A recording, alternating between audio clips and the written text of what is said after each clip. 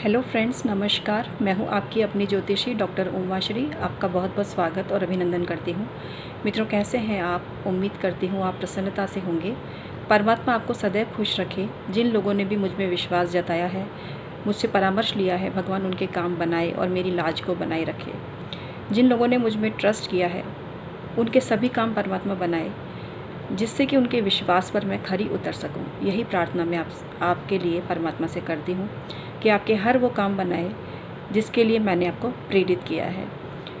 मित्रों, आज का जो वीडियो है सामान्य सा वीडियो है। यह बृहस्पति के गोचर पर आधारित है।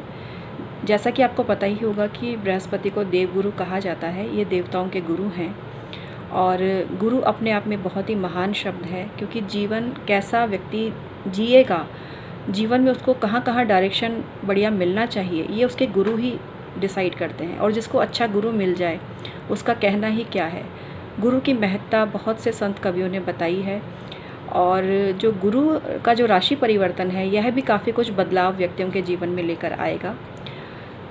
बृहस्पति जो हैं अपनी धनु राशि में प्रवेश कर रहे हैं। ये उनकी मूल त्रिकोण राशि है, स्वराशि है, और इसमें काफ़ी बली होते हैं, अच्छे रिजल्ट देते हैं। यहाँ एक चीज़ समझना ज़रूरी है कि जिनके जन्मकालिक बृहस्पति खराब पोजीशन में है, उनके रिज़ल्ट अलग होंगे। जिनकी कुंडली में बृहस्पति मजबूत स्थिति में बैठे हैं, उनके प्रेडिक्शन अलग होंगे। एक ही राशि, एक ही लग्न होने के बावजूद भी ग्रह का प्लेसमेंट किधर है, इसके आधार पर ही आपका फ्यूचर डिसाइड होता है। तो जो बृहस्पति का ये जो गोचरीय परिवर्तन है, काफ़ी बड़ा व्यापक स्तर पर परिवर्तन लाता है, क्योंकि लंबे समय तक रहते हैं, विशाल ग्रह हैं और काफ़ी प्रभाव डालते हैं।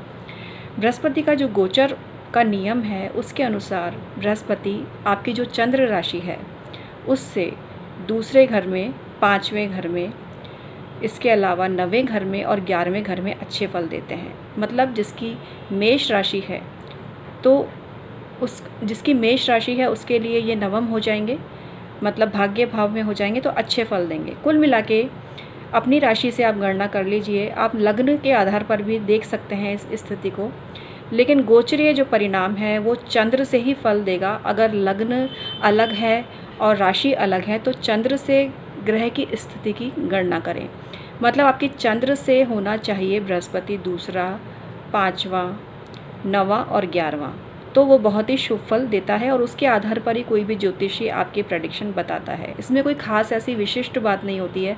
जिस तरह से आपने दूसरे विषय का अध्ययन किया होता है, आप इंजीनियर, डॉक्टर, कलेक्टर हो सकते हैं, कुछ भी हो सकते हैं आप, उसी प्रकार से ज्योतिषी सिर्फ कोई भगवान नहीं है। ज्योतिष वो व्यक्ति है जो ग्रह नक्षत्र का अध्ययन करके और आपके बारे में फलादेश करता है। लेकिन कुछ ज्योतिषी अपने आप को भगवान समझते हैं, महान समझते हैं। ये उनकी बहुत बड़ी गलतफहमी होती है। अगर इंसान के काम बनते हैं तो इंसान की श्रद्धा उनमें होनी स्वाभाविक है, लेकिन कोई भी इंसान अपने आप को भगवान घोषित कर दे, ये प्रकृति के नियमों के परे है। इसलिए मैं तो यहाँ अपने आप को एक बहुत ही साधारण मनुष्य समझती हूँ और अपने थोड़े बहुत ज्योतिषीय ज्ञान के आधार पर आज आपको बताने जा रही हूँ 12 राशियों के लिए बृहस्पति का ये गोचर कैसा प्रभाव करेगा, और इसकी गणना आप अपनी चंद्र राशि से ही करें। तो आइए आज का वीडियो शुरू करते हैं। मित्रों, मेष के लिए क्या फल देगा? मेष के लिए भाग्योन्नति के अवसर मिलेंगे। कोई धार्मिक क्रियाकलाप, पूजा पाठ का आयोजन घर में होगा। रुके हुए काम कुल मिला के आपके बनेंगे और ये जो टाइम है आपके लिए काफ़ी बढ़िया रहेगा। अब हम बात करते हैं वृषभ की। वृषभ के लिए जो बृहस्पति का गोचर है, उनकी चंद्र राशि से अष्टम में हो रहा है, तो अष्टम भाव कुल मिला के खराब भी मानते हैं। लेकिन सबसे बड़ी प्रॉब्लम ये है कि उनकी जो वृषभ राशि है, उनके लिए नैसर्गिक रूप से बृहस्पति मित्र मंडली में नहीं आता है, इसलिए बृहस्पति के बहुत अच्छे रिजल्ट इन लोगों को नहीं मिलते हैं। तो यहाँ मैं लास्ट में आपको दान बताऊंगी। कुछ लोग तो सभी के दान करवा रहे हैं, तो सबका दान ना करें। ज़्यादा दान करने से व्यक्ति खुद भी कंगाल हो सकता है। स्पेशली जिनके लिए बृहस्पति शुभ हैं, जिनका लग्नेश है बृहस्पति, उनको पीली चीज़ों का दान मृत्यु तुल्य कष्ट दे सकता है। ये मैं काफ़ी पहले आपको बता चुकी हूँ। तो दान किसको देना है, ये बड़ी टेढ़ी खीर है। और मुझे बड़े दुख के साथ कहना पड़ रहा है कि बहुत से अधकचरे ज्योतिषी हैं जिनको उल्टे सीधे उपाय बताते हैं लोगों को। हर किसी को कह देते हैं आप पीली चीज़ दान करो। तो ये जो बहुत ही गलत है, इसके फ़ायदे की जगह आपको आपको नुकसान हो सकता है। तो वीडियो मेरा पूरा देखिए, मैं लास्ट में आपको बताऊंगी आपको दान करना भी है कि नहीं, और क्या उपाय आपको बृहस्पति का करने की ज़रूरत है या नहीं करने की ज़रूरत है। तो आइए कंटिन्यू करते हैं अपनी बात को, और अब आते हैं मिथुन राशि पर। मिथुन राशि के लिए बृहस्पति का गोचर सप्तम रहेगा। जिनके विवाह संबंध तय हो रहे हैं उनके विवाह तय होंगे, लेकिन इसके लिए एक चीज़ होनी ज़रूरी है कि बृहस्पति अगर आपकी कुंडली में सही है, अच्छी कंडीशन में है, तभी आपका विवाह तय होगा, अन्यथा बात होते होते रुक जाएगी, संबंध तय नहीं हो पाएगा। इसके अलावा जो पति पत्नी हैं उनका किसी कारणवश अलगाव हो सकता है, उनमें बहसबाजी हो सकती है, उनमें किसी एक का स्वास्थ्य खराब हो सकता है। यही मित्रों अध्ययन की गहराई है। बहुत से लोग सप्तम भाव के बृहस्पति को अच्छा बताते हैं, लेकिन सप्तम भाव का जो बृहस्पति है स्थान हानि करता है, बहुत सी परेशानियां करता है, और कई दाम्पत्य जीवन को हमने बिखरते हुए देखा है जब बृहस्पति धनु में आता है और सप्तम से गोचर करता है। तो ये बहुत अच्छा नहीं माना जाता दाम्पत्य जीवन के लिए। अब हम बात करते हैं कर्क के लिए। कर्क के लिए थोड़ा सा स्वास्थ्य का पाया कमज़ोर रह सकता है, लेकिन अन्य ग्रहों की स्थिति भी देखें। अगर आपकी कुंडली में लग्नेश मजबूत है, आपकी राशि बढ़िया है, आपके ग्रह केंद्र में बैठे हैं, तो ये स्थिति बहुत नाम मात्र को ही रह पाएगी। ज़्यादा परेशान होने की ज़रूरत नहीं है कि सभी कर्क राशि वाले बीमार हो जाएंगे, ऐसा बिल्कुल भी नहीं है। इसके लिए काफ़ी कुछ आपकी मूल जन्म पत्री भी जिम्मेदार होती है। हल्की फुल्की बौछार आके रह जाएगी, कोई बाढ़ आने वाली नहीं है रोगों की, इसलिए घबराने की बिल्कुल भी ज़रूरत नहीं है, ना ही कुछ दान करने की ज़रूरत है बृहस्पति का। तो अब हम बात करते हैं सिंह के लिए। कई लोग सिंह बोलते हैं, सिंह राशि, सिंह राशि। अरे ज्योतिषी हो और आपको पता नहीं है कि सिंह नहीं सिंह होता है, सिंह। उच्चारण में मित्रों जब गलती होती है ना, तो आत्मा अंदर से हिल जाती है पूरी, कि हम ज्योतिषी हो के हम ज्योतिष की शब्दावली का उच्चारण भी सही नहीं कर पा रहे। हम सिंह राशि को सिंह राशि बोलते हैं। सिंह राशि नहीं है मित्रों, वो सिंह उसका उच्चारण है। सिंह मतलब जो शेर के समान हो। सिंह तो सींग हो गए, जैसे कि किसके सींग होते हैं। अब आइए आगे बढ़ते हैं, बात करते हैं सिंह की। तो सिंह के लिए जो ये गोचर है ये अच्छा रहेगा, एजुकेशन में लाभ रहेगा, प्रेम प्रसंगों में भी थोड़ी बहुत अड़चनें आएंगी। इसके अलावा आगे कोई शोध वगैरह करने का अवसर मिल सकता है आपको। संतानोत्पत्ति की भी संभावना बनती है। अब हम बात करते हैं कन्या। कन्या के लिए सुख सुविधाओं में वृद्धि होगी, लेकिन घर में क्लेश का वातावरण हो सकता है मकान का कोई काम बनते बनते रुक जाए। अब हम बात करते हैं तुला राशि की। तुला राशि के लिए बहुत ही सामान्य फलप्रद रहेगा। आप बोल क्या रहे हैं, अपनी वाणी पर आपका नियंत्रण नहीं रहेगा। आपका जो दिमाग है उसका कंसंट्रेशन नहीं हो पाएगा, इसकी वजह से अपयश और हास्य के पात्र बनेंगे। अब हम बात करते हैं वृश्चिक की। वृश्चिक के लिए ये जो बृहस्पति का गोचर है शुभ फलदायी रहेगा, बिगड़े हुए काम बनेंगे, एजुकेशन में सफलता मिलेगी, सब तरफ आपकी रीति नीति की प्रशंसा होगी, और कुल मिला के घर में शुभ और मांगलिक कार्य होंगे, धन का आगमन भी होगा।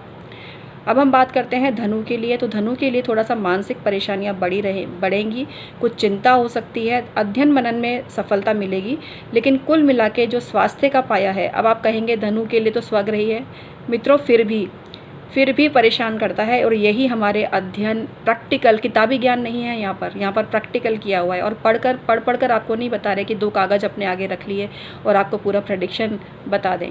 जो कुछ है इंस्टेंट अभी दिमाग में उपज रहा है और वही आपके समक्ष बोल रही हूँ। इसको आप लाइव सेशन भी बोल सकते हैं। मैं लाइव नहीं आई हूँ अभी तक, लेकिन मेरे जितने भी वीडियो होते हैं ये डायरेक्टली अभी रिकॉर्ड में कर रही हूँ और डायरेक्टली ही आप तक पहुँचेगा। इसमें कुछ भी कट एंड पेस्ट नहीं होता है।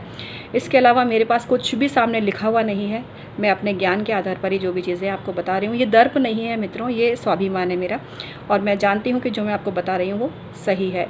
तो धनु वालों, आपके लिए थोड़ा सा स्वास्थ्य वाली स्थिति, थोड़ी सी परेशानी हो सकती है, मानसिक चिंताएं आपको बढ़ेंगी। इसके अलावा जीवन साथी का जो स्वास्थ्य है वो भी प्रभावित हो सकता है। अब हम बात करते हैं मकर के लिए। मकर के लिए थोड़ा सा खर्चे का योग बना है, लेकिन वाहन की खरीदारी होगी, और इसके अलावा प्रॉपर्टी संबंधी जो अनसुलझे मामले थे उनमें सफलता मिलेगी आपको, यात्रा भी हो सकती है। अब हम बात करते हैं कुंभ की। कुंभ के लिए बृहस्पति का गोचर बहुत ही शुभ फलप्रद है, संतानोत्पत्ति के अच्छे समाचार मिल सकते हैं, आपको शिक्षा में सफलता मिलेगी, आपको अर्निंग होगी। कुल मिला के ये जो समय है आपके लिए लाभप्रद रहेगा। अब हम बात करते हैं मीन राशि की। मीन राशि वालों के लिए बृहस्पति का गोचर सामान्य फलप्रद रहेगा। कोई ट्रांसफ़र वगैरह हो सकता है और नौकरी में परेशानी हो सकती है। हो सकता है कि कोई काम करते करते ही उसको रोकना पड़ जाए, ऐसी स्थिति भी आपके सामने होगी। अब मैं आपको बता दूं कि बृहस्पति का जो दान है वो किसको करना है। जिनकी जन्मकालिक कुंडली में बृहस्पति अस्त है और नीच का है, उनको इसके दान करने हैं। जिनकी कुंडली में ऑलरेडी बृहस्पति धनु राशि में विद्यमान है या मीन राशि में विद्यमान है या कर्क राशि में विद्यमान है, वो भूल कर भी पीली चीज़ों का दान ना करें। जिनको विवाह की कामना है लड़कियों को, वो पीली चीज़ का दान करें। जिनको संतान की कामना है वो पीली चीज़ का दान करें। लेकिन पीली चीज़ का दान बेवजह किसी को भी करना उनको गरीब बना सकता है, ये चीज़ समझना। दान ऐसे ही नहीं कि कोई भी आ जाए। अरे बृहस्पति कैसे आपको कष्ट ही नहीं दे रहा है, वो बेचारा बढ़िया ग्रह है, अच्छा ग्रह है, आपको आशीर्वाद देने आ रहा है और आप दान करके कह रहे हो भाई निकलो निकलो मेरी ज़िंदगी से दूर निकलो दूर निकलो। आपको उनको करीब लाना है तो पीली चीज़ों का खाद्य सामग्री के रूप में सेवन जरूर कीजिए। पीली चीज़ों को आपको दान करने की बिल्कुल भी आवश्यकता नहीं है। ऐसा करने से आपको परेशानी हो सकती है। लेकिन विशेष उद्देश्य के लिए मैंने बताया कि जिनकी कुंडली में बृहस्पति अस्त है, नीच का है या कोई प्रॉब्लमेटिक स्थिति में है तो ही उन्हें दान करना है। बृहस्पति की दशा चल रही है, बृहस्पति अष्टम स्थान में बैठा है, छठे घर में बैठ गया है, तो आप दान वगैरह का विधान करें, अन्यथा नहीं करना है आपको। आप अपने खाद्य सामग्री के रूप में लें। हाँ, बृहस्पति देव की पूजा आप सब कर सकते हैं। आप बृहस्पति देव के लिए आप केले का पेड़ आप अभी वर्षा ऋतु में गार्डन में लगाइए, लोगों को गिफ्ट दीजिए, उसमें आपको फ़ायदा है। वृक्षारोपण को सपोर्ट करिए। केले का पेड़ है, पीले फूलों के जो पेड़ हैं उनको आप दान दीजिए लोगों को, उसमें कोई दिक्कत नहीं है। लेकिन बेवजह पीली चीज़ों का दान करने से ही आपके बृहस्पति होंगे, ये सिर्फ और सिर्फ मिथ्या बात है। तो इस गलतफहमी में मत पड़िए और पीली चीज़ों का दान सोच समझ कर करिए, क्योंकि विशेष आपकी कुंडली को देखकर ही कुछ कहा जा सकता है। हर कोई दान हर किसी को नहीं करना चाहिए। अगर ऐसे ही हर कोई हर किसी चीज़ का दान करने लग जाएगा, जैसे कुछ लोग कहते हैं ना गुस्सा है मोती पहन लो, मतलब मोती पागल भी कर सकता है इंसान को। धनु लग्न है और कर्क राशि के लोग कहते हैं चंद्रमा और सूर्य को अष्टमेश का दोष नहीं है, लेकिन हमने बहुत से ऐसे केसेस देखे हैं जिन्होंने बिना पूछे मोती पहन लिया और मृत्यु तक हो गई ऐसे लोगों की। मृत्यु तुल्य कष्ट आ गई, बीमारियां आ गई उन लोगों को। तो ऐसे ही भूले भटके किसी के कहने पे उपाय मत करिए। जिस तरह से किताबों में पढ़ के उपाय नहीं हो सकते, इसी तरह से यूट्यूब पर सो कॉल्ड जो ज्ञानी लोग हैं जो उल्टे सीधे आपको दे रहे हैं सलाह, उनकी सलाह मानकर अपनी कुंडली का सर्वनाश मत करिए।